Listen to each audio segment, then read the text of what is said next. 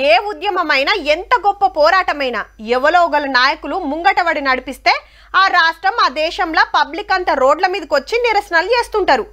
కానీ ఇప్పుడు నాయకులు లేరు, నాయకత్వం లేదు. ప్రజలే నాయకులు, ప్రజలే ఆందోళనకారులు.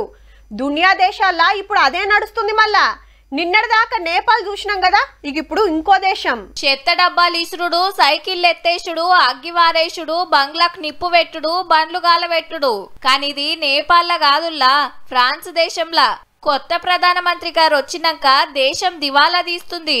రేట్లు రాకెట్లెక్కినాయి. బడ్జెట్ల కోతలు పెట్టిందని పబ్లిక్ అంతా బజాట్లకు వచ్చిండ్రు. పోలీసులు పొగబాంబులేసినా, లాఠీలు అందుకున్నా, దొరికినోళ్ళను కుమ్ముతున్నా అస్సలు తగ్గుతలేరు.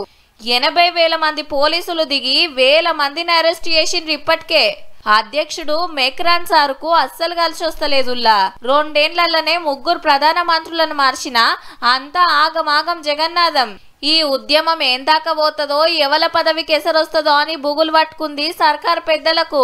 ఎందుకంటే నిన్న మొన్న నేపాల్ చూడలే, మరి సోషల్ మీడియాను బ్యాన్ చేస్తే గవర్నమెంటే బ్యాన్ అయ్యే.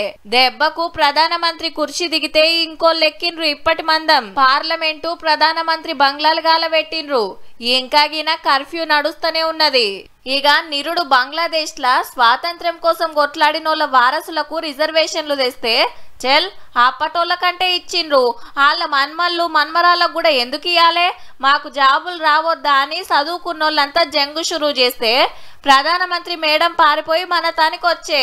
దీనికి మునుపు శ్రీలంక ఉద్యమం ఏండ్ల సంధి చేస్తున్న వ్యవసాయాన్ని బంద్ చేపిచ్చి మందులు కొట్టని పంటలే వండియాలని కొత్త రూల్ తెస్తే సగం మంది ఆపేసిండ్రు పండించుడు.